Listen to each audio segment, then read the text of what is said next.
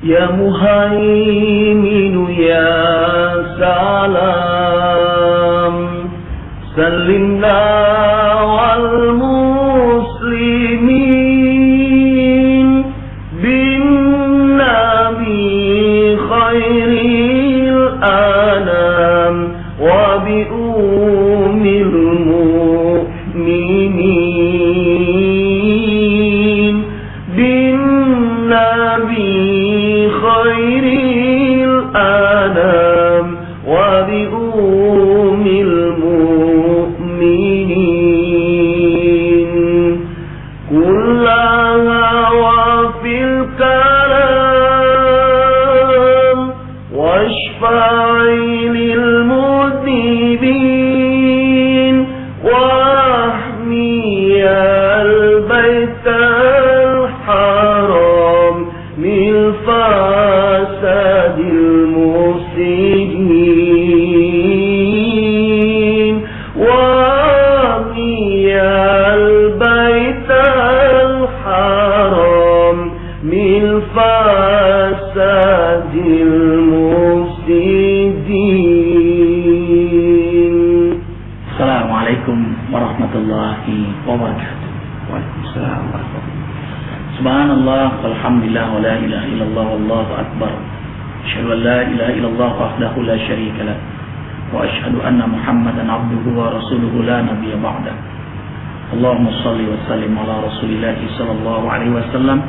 Assalamu alayka ya Rasulullah wa ala alihi wa ashabihi wa man tabi'ahu bi ihsan ila yaumiddin. Rabbi a'udzu bika min hamazati syayatin wa a'udzu bika rabbi an yahdurun. Subhanaka la ilma lana illa ma 'allamtana innaka antal alimul hakim. La haula wa la quwwata illa billahil aliyyil azim. Shadaqallahul azim. Akhi fillah Ustaz Hayatuddin, pimpinan Majelis Darus Syafa'ah, ikhwatal iman, cahaya hati yang insyaallah diberkahi oleh Allah Jalla Jalaluhu. Sungguh kita dibahagiakan Allah di waktu fajar ini menikmati hidangan dakwah, hidangan hidayah Allah bersama Ustaz Hayatuddin. Dan kali ini bahasan kita tentang keinginan, beragam keinginan. Kita akan bahas bersama beliau. Bismillahirrahmanirrahim. Assalamualaikum warahmatullahi wabarakatuh. Waalaikumsalam warahmatullahi wabarakatuh. Yang terhormat abangku yang saya cintai, Ustaz Arifin Ilham, seluruh pemirsa Cahaya Iman yang insyaallah dimuliakan Allah Subhanahu wa taala. Kita hidup di dunia ini ketika Allah berikan kesempatan kepada kita untuk menikmati, dari mulai kita bangun di pagi hari sampai nanti malam, bahkan tidur kita pun terus bergulir dengan limpahan dan curahan nikmat. Maka sesungguhnya kesempatan yang diberikan oleh Allah untuk menjalani kehidupan ini jangan sampai terlewat begitu saja. Maka setiap manusia yang memiliki kesempatan hidup juga memiliki kesempatan mempunyai sesuatu yang bisa menemani dalam kehidupan. Keinginan untuk mempunyai tempat tinggal yang layak, keinginan untuk mempunyai kendaraan yang layak, keinginan untuk mempunyai keluarga yang bahagia. Dan keinginan itu sangatlah dimaklumkan karena Allah Subhanahu wa taala juga memberikan fasilitas. Allah mengenal sifat dan karakter manusia. Maka Allah memberikan hiburan-hiburan seperti hiburan pahala, hiburan ganjaran yang seyogianya bisa memberikan motivasi kepada manusia untuk mau beribadah kepada Allah. Maka dalam bahasa agama, keinginan itu ada tingkatan-tingkatan. Pertama adalah dengan kalimat iroda. Asal katanya aroda yuridu irodatan fahuwa murid wa dzaka murad. Ingat pesantren. Iya, tasrif ya. Iya, tasrif ya. Aroda yuridu artinya ingin, keinginan sesuatu yang terbetik dari setiap seseorang yang ada. Lihat sesuatu yang bagus, pengen lihat handphone bagus, spontan. Jadi keinginan yang selalu setiap orang punya. Melihat sesuatu yang indah pengen. Ingin melihat sesuatu yang lebih hebat darinya pengen. Jadi keinginan yang bergulir apa adanya. Persis ketika melihat Qarun dengan hartanya, namun digambarkan ya laitani misla ma utiya Qarun. Alangkah bahagianya kalau aku seperti Qarun. Iya. Jadi keinginan itu yang ada di depan mata langsung terdetik dalam hati dia diinginkan. Nah, setiap kita punya. Tapi kalau hanya ingin saja, bagaimana akan terlaksana? Bagaimana akan terwujud kalau seandainya setiap manusia punya ingin kemudian tidak mau bergerak? Maka harus ada keinginan yang kedua, namanya azam. Ya. Kalau tadi aroda yuridu dengan kalimat ya man aroda dunya fa alaihi bil ilmi wa man aroda akhirata fa alaihi bil ilmi wa man aroda huma fa alaihi bil ilmi. Kalau orang mau cari dunianya, nyari kecukupan dunianya, maka cari ilmunya untuk menggapainya. Kalau mau nyari akhiratnya, gapai dengan ilmunya untuk mencapainya. Kalau mau dua-duanya, cari juga kedua-duanya. Nah, semuanya akan terwujud apabila punya keinginan yang lebih hebat daripada keinginan biasanya, yaitu dalam bahasa agama namanya azam. Azam sudah mulai tekad. Mulai tekad. Keinginan yang mulai bulat. Dalam bahasa syair, idza sadaqal azmu wa duhas sabil. Jika keinginan sudah kuat, maka insya Allah terbuka jalan untuknya. Itu ingat tuh. Jadi waktu masuk pondok pesantren kelas 1 sanawiyah, itu yang pertama diteriakan tuh manjada wajada. Itu berulang-ulang. Manjada wajada. Siapa yang berusaha maka dia dapat. Masya Allah. Nah, dalam bahasa Quran, kalau orang sudah saya ingin punya kendaraan, misalnya punya mobil yang bagus, yang layak, maka kalau mau terlaksana sudah mulai dia menabung, menyisihkan sebagian uang yang didapat untuk bisa mencapai, ya, untuk membelinya. Nah, berusaha, berdoa di malam hari, kemudian berusaha di siang hari, ya, itu namanya sudah mulai ada azam. Nah, ketika ini sudah dilaksanakan, malam doa, siang bekerja, maka berpasrahlah, tawakal, fa idza azamta fatawakkal 'alallah. Maka insya Allah kewujudan itu sudah mulai pada langkah yang kedua. Kalau uangnya sudah kumpul, maka masuk pada keinginan yang ketiga. Dalam bahasa agama namanya niat. Nah, niat itu hiya qasdu syai' muqtarinan bi fi'li. Bermaksud sesuatu berbarengan dengan mengerjakannya. Niat sholat disimpan bukan pada kalimat usolli fardhu, karena itu lafaz, hukumnya sunnah muakkadah. Tapi niat daripada seseorang ketika sholat disimpan ketika pekerjaan pertama sholat. Pekerjaan pertama sholat apa? Takbir. Ya disimpan. Allah, simpan dalam hati. Ya, saya niat sholat subuh 2 rakaat wajib akbar. Jadi kalau sholat wajib yang disebutkan dalam hati 3. Nama sholatnya, jumlah rakaatnya, sama statusnya. Kalau wajib disebutkan di dalam hati. Wa maluhal qalbu, tepatnya di hati. Bukan di usolli, karena usolli nggak pakai usolli nggak apa-apa, pakai lebih afdal. Niat wudu, ya disimpan bukan ketika nawaitu, tapi ketika membasuh wajah sebagai rukun wudu yang pertama. Ketika membasuh wajah sambil niat dalam hati. Nah, begitu juga ketika kita mempunyai keinginan punya mobil, ya terdetik dalam hati, kemudian dia mulai nabung, ya dengan azamnya doa di malam hari, siang bekerja. Ketika uangnya sudah di tangan, keluar dari pintu rumah 1 langkah, disitulah mulai niat. Nah, ini ingat logika untuk menjadi orang kaya. Jadi setiap malam tahajud, puasa Senin Kemis selama setahun, kemudian jangan lupa setiap hari nabung 1 juta. Insya Allah kaya. Terlaksana. Tapi ada ikhtiar untuk mendapatkan 1 jutanya. Nah, demikian itu untuk urusan dunia. Bagaimana dengan urusan akhirat?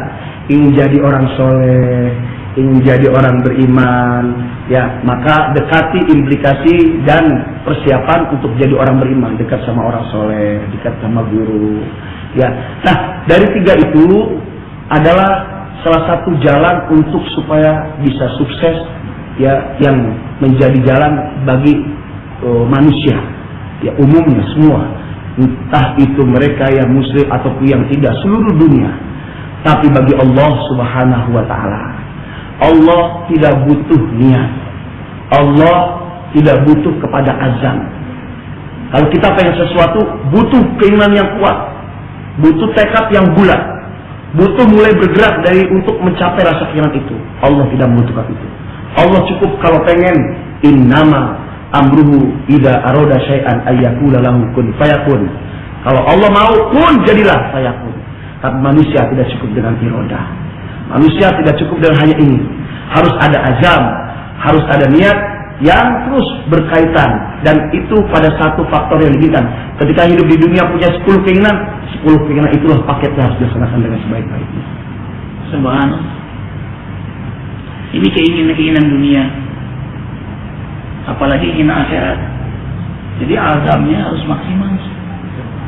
Walladzina jahadu fina lanahdiyannahum subulana wa innallaha lama'al muhsinin. Mereka yang bermujahadah di jalan Allah, maka mereka akan mendapat jalan-jalan untuk mencapai hidayah itu. Jadi banyak jalanannya dia temukan jalan itu dan dia mendapatkan hidayah itu. Dan Allah benar-benar bersama hambanya yang senang melakukan ibadah, amal saleh, perbaikan-perbaikan. Dan inilah keinginan yang diberi oleh Allah. Al-iradah al-mardiyah. Beragam keinginan di dunia ini. Ada keinginan kekayaan, keinginan jabatan. Udah tua terus saja nggak ngasih kesempatan pada generasi. Ini keinginan duniawi semua ini. Keinginan popularitas, apapun, bahkan badannya dia jual, tubuhnya dia jual. Dia tekor asal tersohor. Ini keinginan-keinginan yang tidak diridhoi. Untuk mendapatkan seorang wanita, karena dia nggak dapat, cinta ditolak, dukun bertindak. Ya, pakai guna-guna dan sebagainya. Ini keinginan yang tidak diridhoi oleh Allah. Untuk mencapai keinginan yang diridhoi oleh Allah, pertama, subhanallah, kita dia tadi menyebutnya ikhtiar. I'malu fasarallahu amal. Lakukan yang terbaik dalam ikhtiar itu sesuai dengan syariat, petunjuk Allah, dan hidup dalam sunnah fitrahnya. Kalau pengen dapat duit ya kerja. Tidak nunggu di rumah bim salah bim abrakadabra. Kun fayakun, kun jadi. Tapi fayakunnya ada proses. Sebagaimana manusia jadi seperti tidak langsung jadi. Allah mengajarkan proses itu. Subhanallah. Kemudian di situ juga ada yang disebut dengan doa. Ini ada orang yang melemahkan doa. Ngapain doa? Yang penting usaha. Nyatanya banyak hal yang dia inginkan tidak tercapai. Berarti ada sesuatu di balik kekuatan yang membuat dia tidak bisa mencapai cita-citanya. Hal yang tidak terduga. Memang aneh, tapi inilah permainan dunia. Sudah sukses, sudah punya jabatan, punya popularitas, punya kekayaan, punya segala-galanya. Saat puncaknya mati. Menyedihkan. Belum menikmati, baru kesan, sekonyong-konyong. Di sini pentingnya doa tadi. Karena langit bumi di tangan Allah, semua hati di tangan Allah, semua keadaan di tangan Allah. Kita ingin anak kita soleh, nyatanya ada anak yang durhaka. Kita pengen suami setia sama kita, nyatanya ada yang berselingkuh. Bukan nikah lagi, itu jadi bahasan khusus. Boleh ya? Nikah lagi jadi bahasan khusus. Subhanallah. Banyak yang tidak tercapai, tapi itu ada rahasia Allah. Ada doa yang disebut mabrur, dia doa sekejap langsung diijabah. Sakit nih Ustaz, dia ngangkat tangan, nangis. Subhanallah. Padahal diponis dokter 90,9% ini orang udah nggak bakal bisa sembuh. Tidak ada yang mustahil bagi Allah. Bisa. Ada lagi doa makbul. Dia doa mungkin setahun 2 tahun kemudian diijabah. Ada lagi doa yang Allah kabulkan tapi dalam bentuk lain. Dia minta Halimah, gak jadi, ini kasih Fatimah. Hikmah. Dia pengen anak perempuan, kasih laki. Subhanallah. Kemudian ada doa yang Allah tidak ijabah karena Allah ingin dia terus merengek kepada Allah. Dia punya keinginan kuat. Lebih senang kepadanya merengek. Iya, karena Allah, innallaha yuhibbu du'a'il mulikhin. Senang tuh. Doa yang merengek-rengek dia. Sebab kalau dikabulkan mungkin merengek lagi dia. Iya. Kemudian Allah ingin melihat kesabaran dia dalam berdoa. Karena dia juga pakai ngambek. Ada lagi pakai syarat lagi. Kalau dalam sebulan tidak kau kabulkan, aku tidak lagi berdoa padamu. Itu ngambek. Protes. Kalau kau tidak berikan dia menjadi calonku, aku tidak akan kawin selamanya. Itu ngambek tuh. Memponis. Pakai ancaman lagi. Lain kalau nazar. Kalau kau kabulkan ya Allah, aku segera berinfak untuk anak yatim. Itu nazar itu mendongkrak doa juga mustajab. Tapi dilaksanain. Kalau nggak dilaksanain, nanti Allah cabut, akan datang kesialan. Ada pula doa yang memang Allah tidak ijabah sama sekali. So, kalau Allah ijabah bawa fitnah. Dia minta kaya, Allah nggak kasih. Kalau kaya, sombong dia. Dia minta ganteng, dikasih biasa aja. Karena kalau diganteng banyak fitnah. Jadi playboy dia. Jelek jadi playboy. Allahu Akbar walillahil hamd. Jadi Allahu Akbar. Ada yang nggak dikasih ngetop. Tuh kalau ngetop dia naik daun, jadi ulat. Jatuh nanti dia. Ada pula yang Allah tidak kabulkan untuk membersihkan dosa-dosa dia. Ada dia bersih. Ada pula doa yang Allah kabulkan di akhirat. Ketika bingung di hari mahsyar, datang kelompok baris, kemudian bertanya, si fulan, siapa kalian? Kami adalah kelompok doa, kumpulan doa yang pernah kau baca di dunia. Allah kirim untuk menolong kalian. Allah takjub ya kan? Apa ini? Apa ini? Apa ini? Loh, cantik sekali. Oh, indah sekali rumah ini. Oh, ini berlian. Oh, ini mas. Inilah permintaanmu di dunia. Oh, jadi semua doaku diijabah. Apa kata malaikat? Benar. Allah tidak pernah ingkar janji. Semua doa hambanya diijabah. Apa dia bilang? Seandainya aku tahu semua doaku diijabah di akhirat, aku minta doaku diijabah di akhirat saja. Kemudian yang ketiga, baik sangka. Dalam ikhtiar kita tempatkan baik sangka kepada qadar-Nya Allah. Kadang kita pandang buruk, menurut Allah baik. Kadang kita pandang baik, menurut Allah buruk. Serahkan dalam keadaan baik sangka terhadap semua takdir Allah. Karena semua takdir diputuskan dengan ilmu dan rahmatnya. Berarti ada hikmah dan rahmatnya. Kemudian yang terakhir, tawakal. Siapa sih kita? Kalau merasakan keinginan, stres, depresi, post-trauma sindrom, psikosis, sampai bunuh diri. Karena nggak tercapai cita-citanya, ditolak cintanya, nggak lulus ujian, gantung diri. Itu lemah syahwat namanya. Iman. Subhanallah. Mudah-mudahan bahasan Ustaz Hayat dengan keinginan ini, kita menempatkan keinginan kita dalam keridhaan Allah, dalam koridor sunnah, dalam koridor syariat, sehingga al-iradah mardiyah, keinginan yang diridhai Allah.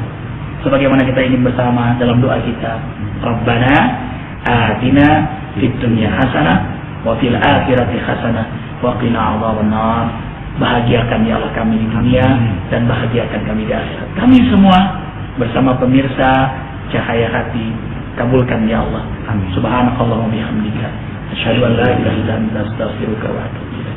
Terima kasih Ustaz Hayat. Syairnya Ustaz. Assalamualaikum warahmatullahi wabarakatuh. Ya Nabi salam alaika, ya Rasul salam alaika, ya Habib salam alaika, salawatullah alaika, ya Nabi salam alaika.